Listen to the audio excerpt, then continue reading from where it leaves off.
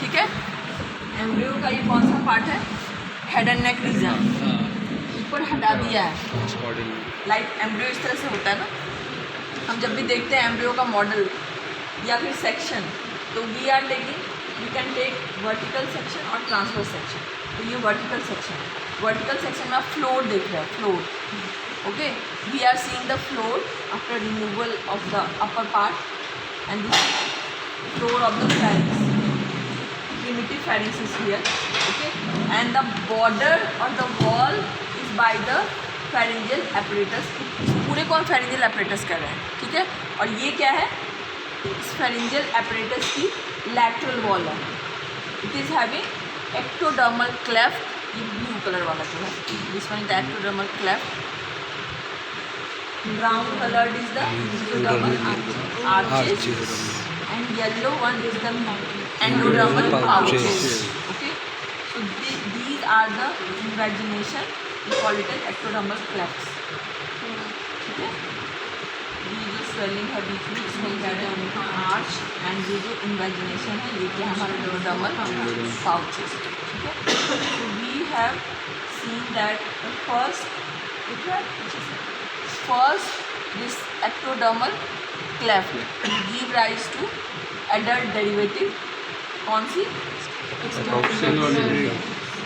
Rest of these clefts has to regress because ये grow करके इसको क्लोज कर देगा एंड गेट रिग्रेस। तो हमारे नेक रीजन पे एक्सटर्नली और कोई ओपनिंग नहीं दिखती है except this external acoustic meatus, because this has to form the lateral wall. Head and neck region का ये लैटरल वॉल ही यहाँ से बनेगा। ठीक है, ठीक है। तो एक ही ओपनिंग दिख रही है, वो क्या है? Line by skin, ectodermal derivative इसलिए स्किन से लाइन। ठीक है, अगर ये परसिस्ट करेगा rest of the cleft, it can lead to क्या? यहाँ पे अगर एक ओपनिंग हो उसको हम क्या कहेंगे? नेक रीजन में तो सर्वाइकल हो गया, और ओपनिंग है from the external side but it is blunt when you proceed to the deeper part, it is blunt, it is having a flow, तो we call it as sinus. Sinus is have one opening and fistula is having communication from both the sides, inner and the outer side। ठीक है, after that we have the arches 1, 2, 3, 4th and 6th। ठीक है, 5th has to disappear as it appears। first arch derivative होगी nerve, artery, cartilage, muscles। first arch derivative बताइए, which nerve? बोलो, mandibular nerve। Muscles बोलो जल्दी से, muscles और mastication और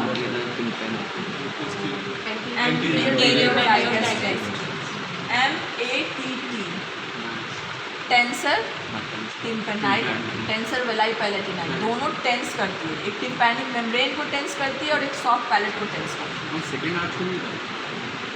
फर्स्ट आर्च ये सारी मैंडिबुलर नर्व से सप्लाई हो रही है। ठीक है ना, मैंडिबुलर नर्व के आप ब्रांचेस पढ़ोगे, some are the branches from the trunk of the mandibular nerve, some are from the anterior division, some are from the posterior division. जब आप मैंडिबुलर नर्व पढ़ोगे तो कॉन्सेप्ट क्लियर हो जाएगा आपका। ठीक है ना, ये जो सारी डेरिवेटिव्स हैं all are supplied by mandibular nerve. ठीक है, दो मसल्स हैं जो कि ट्रंक से सप्लाई होती हैं, that is one tenses the tympanic membrane, name is tensor tympani, and one tensor the soft palate. Tensor means ऐसे आर्च है तो उसको थोड़ा सा फ्लैटन कर देगा सॉफ्ट पैलेट। ठीक है, ड्यूरिंग द टाइम ऑफ डिग्लूटेशन वो क्लोज कर देता है मेसोफेरेंक्स की लोअर। ठीक है, so we have these two muscles and the nerve is the mandibular nerve. ये तुम्हें अच्छे से याद होना चाहिए क्लिप्स पे, ये वाइवा में भी पूछा जाएगा, स्पॉटिंग में भी हो सकता है। कोई भी आर्च में फ्लैग मार्क एरिया रख के what are the derivatives of this arch. ठीक है, और कौन सी मसल होगी? Anterior belly of digastric. ये मसल्स ऑफ मैस्टिकेशन अभी याद कर लो, कौन कौन सी? Lateral टेरिगुआर, medial टेरिगुआर। ठीक है, ये सारी सप्लाइड बाय मैंडिबुलर नर्व। चलो, पहले हम सिर्फ मेसोडर्मल आर्चेस की बात कर रहे हैं, अभी हम एंडोडर्म पे नहीं जा रहे हैं। सेकेंड आर्च सेकेंड आर्च से क्या डिराइव होती है? Muscles for the facial expression, जितनी मसल आएंगी सबकी मोटर सप्लाई फेशियल नर्व से, ठीक है। और इसके अलावा डाइगेस्ट्रिक और स्टेबिलियस एंड स्टाइलोहायोइड, पोस्टीरियर बेली के साथ ही रन करती है स्टाइलोहायोइड मसल। स्टाइलोहायोइड प्रोसेस से स्टार्ट होती है और हायोइड बोन तक जाती है, ठीक है ना। और जो पोस्टीरियर बेली ऑफ डाइगेस्ट्रिक है, it is joined with the anterior belly by intermediate tendon. अभी देखना है डायग्राम में, यहाँ पे ऐसे स्टार्ट होती है और पीछे तक जाती है, ठीक है। तो ये बीच में इंटरमीडिएट टेंडन जो होता है दोनों बेली के बीच में, वो कहाँ ज्वाइन करता है? Hyoid bone, at the junction of greater cornua and the body, ठीक है। वहाँ पे फेशियल स्लिंग होता है उसके थ्रू, और ये जो स्टाइलोहायोइड मसल है वो भी वहीं तक आती है, ऐसे फोक बनाती है। डायग्राम देखिए, ठीक है ना। तो ये यहाँ पे सब मैंडिबुलर ट्रायंगल बनता है, उसकी पोस्टीरियर बाउंड्री बनती है। फर्दर आप आगे पढ़ोगे, बस नाम रख लो, ठीक है ना। तो नाम कौन कौन सी हैं? रटो बैठ के बोलो,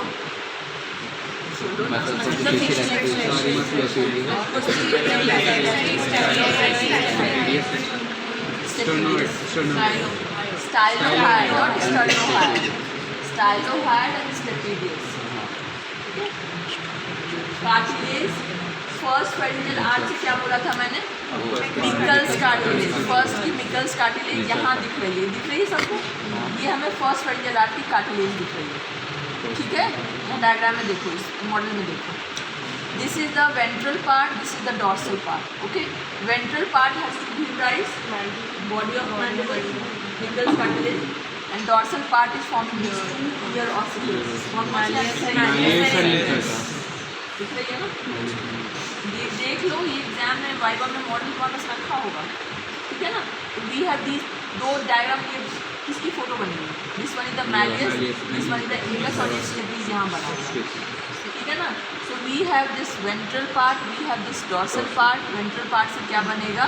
बॉडी ऑफ मैंडिबल, पूरा मिकल्स कार्टिलेज हमें दिख रहा है। वाइवा में पूछा जाए कि what is this, what is its derivative, तो you have to write down all the derivatives and its name is Meckel's cartilage, okay, ठीक है। ये कार्टिलेज तो डिसअपियर हो जाएगी, लेकिन ये इसके डिपेंडेंट जो डेरिवेटिव्स जी इसका है, ये तो पूरा ही मिकल्स कार्टिलेज, बॉडी तो पूरा ही का लिखना है ना। तो body of mandible and posterior parts के दोनों मैलियस एंड इनकस बनती है, ठीक है। सेकेंड आर्च की कार्टिलेज कौन सी है? रिचर्ड्स कार्टिलेज, सेकेंड आर्च की रिचर्ड्स कार्टिलेज से क्या क्या बन रही है? ये दिख रहा है यहाँ पे हायोइड बोन बना हुआ है। हायोइड बोन को दो पार्ट में, यहाँ पे देखो, ये दो अपर पार्ट क्या है? This one is the body. Hyoid bone का फोटो दिख रहा है ना, बीच में बॉडी होती है, एक छोटा सा हॉर्न लेसर हॉर्न और दूसरा बड़ा सा हॉर्न ग्रेटर हॉर्न, है ना। और लेसर और ग्रेटर कॉर्डमा और हॉर्न इसको कहते हैं, ठीक है। So the upper part of body we are seen from the lateral side, पीछे बात किसी का निकाला है। तुम दोनों क्या कर रहे हो? इधर आओ, राइट साइड में क्या बनेगी? राइट साइड में सब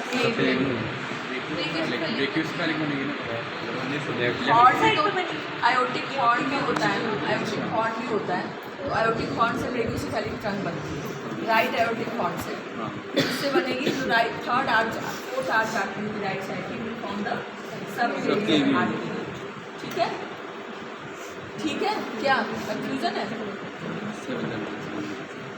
राइट हॉर्न से ही निकलेगी ना आपकी थर्ड भी और फोर्थ भी, तो फोर्थ तो सबक्लेवियन में कन्वर्ट हो जाएगी, और ये हॉर्न क्या बना देगा? ब्रेकियोसेफेलिक ट्रंक थोड़ा सा इलोंगेट हो जाएगा राइट साइड में। और थर्ड आर्च आती है हमारी common carotid and internal carotid बन जाएगी, एक्सटर्नल कैरोटिड कैरोटिड बड से बनेगी। फोर्थ आर्च आती से क्या बनेगा?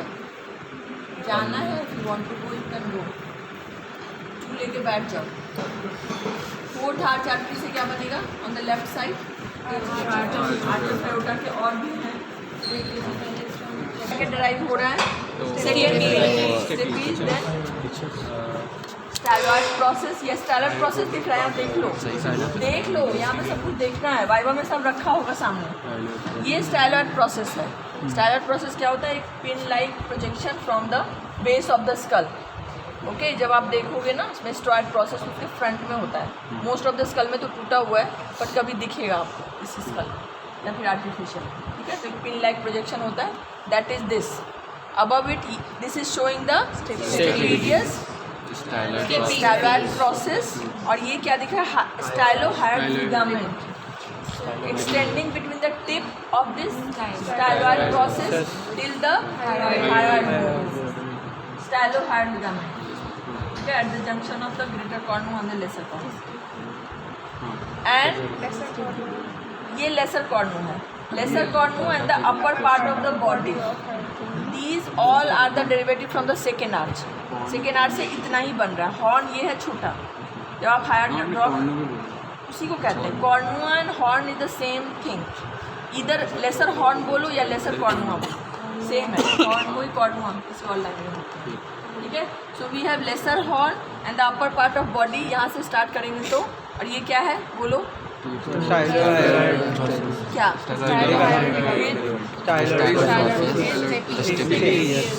ठीक है. और नर्व सप्लाई याद है, मसल्स. मसल्स एक बार रिवाइज कर लो फिर से.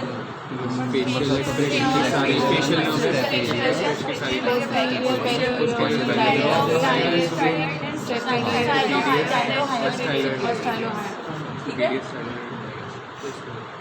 और जो आपकी फर्स्ट आर्च है उससे कौन सी एक और मसल आती है, mylohyoid and anterior belly of digastric. Apart from the muscles of mastication, दो तीन और याद किए.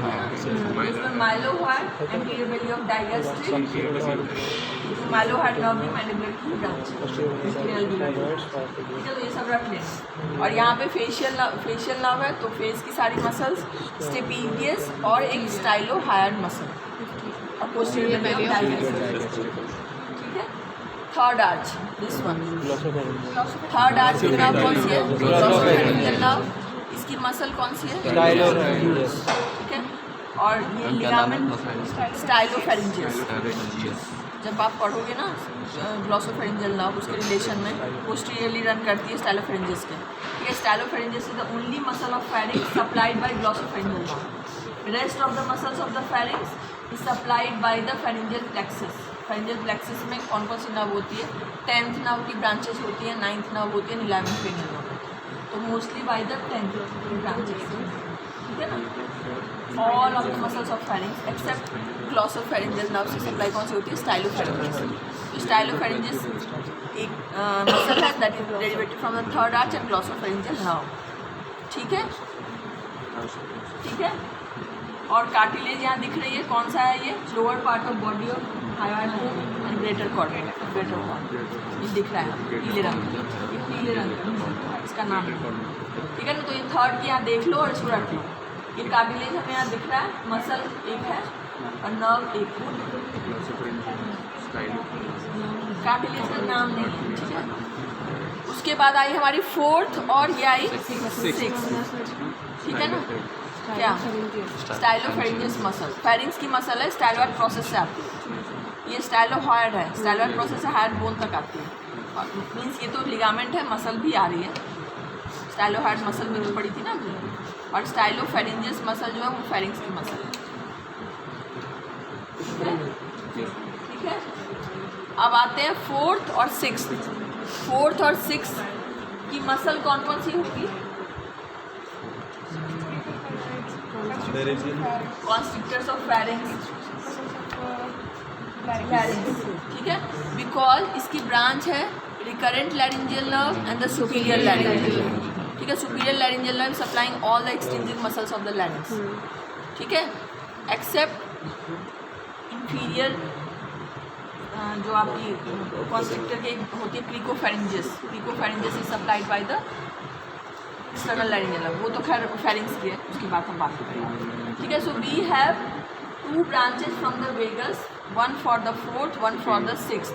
यहाँ पे कौन सी आ गई, सुपीरियर लैरिंजियल. यहाँ पे आ गई रिकरेंट लैरिंजियल. कलेक्टिवली आप याद कर लो, थर्ड एंड फोर्थ की जो डेरिवेटिव है cartilages, all are the cartilages of the larynx. Thyroid cartilage, cricoid cartilage, arytenoid, corniculate, cuneiform. Some are the derivative from the fourth, some are from the sixth. ठीक है. तो ये सारी laryngeal cartilages derive होती है. Recurrent laryngeal mostly it supplies the laryngeal mucosa below the vocal cord. ठीक है.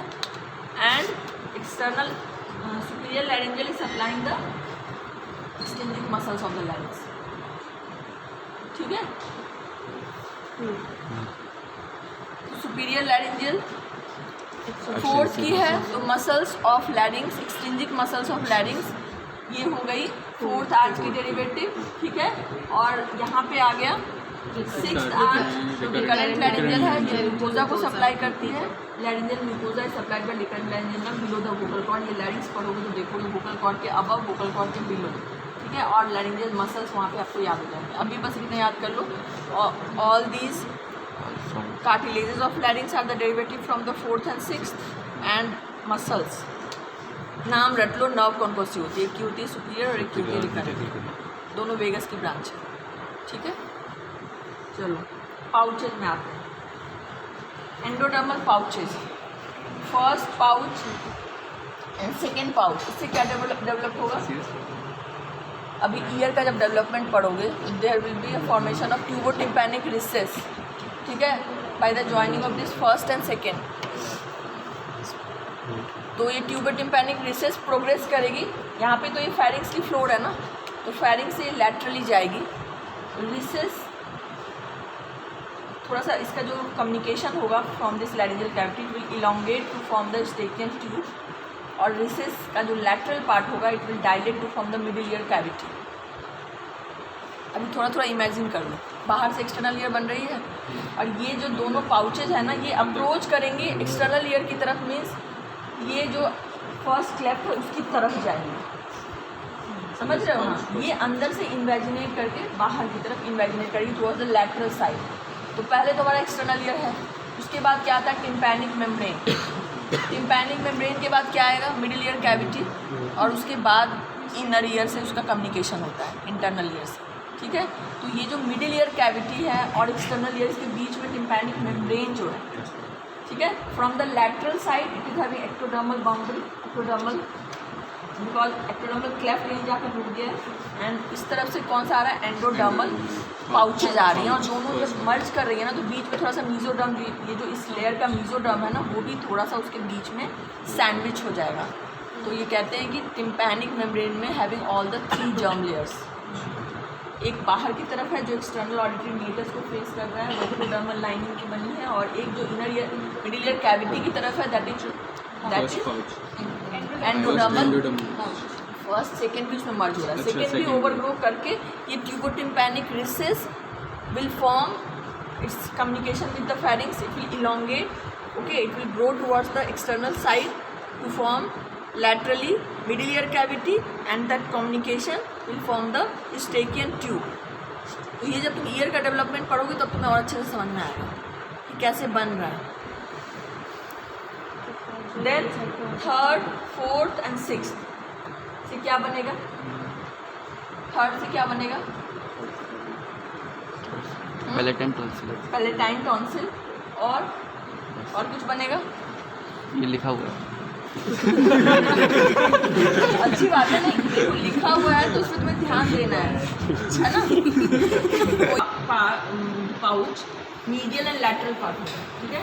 Medial part will form the thymus and lateral part to form the parathyroid, that is inferior parathyroid gland.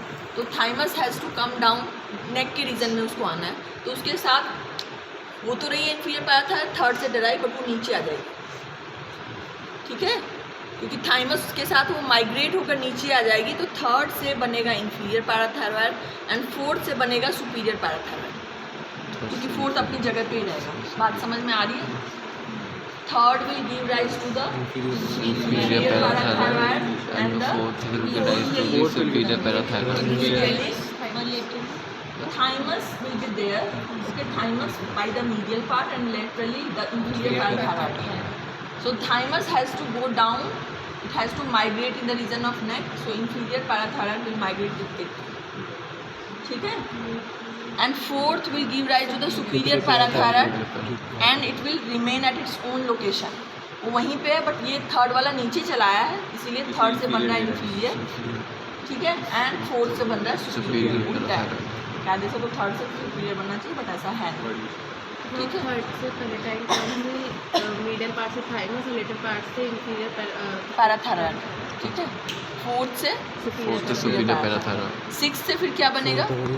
Ventral part, थोड़ा सा epiglottis वगैरह इसका formation होगा, ठीक है। Fifth pharyngeal arch ultimobranchial body is here. Okay, its upper part will give rise to the epiglottis and the some of the posterior most part of the tongue also.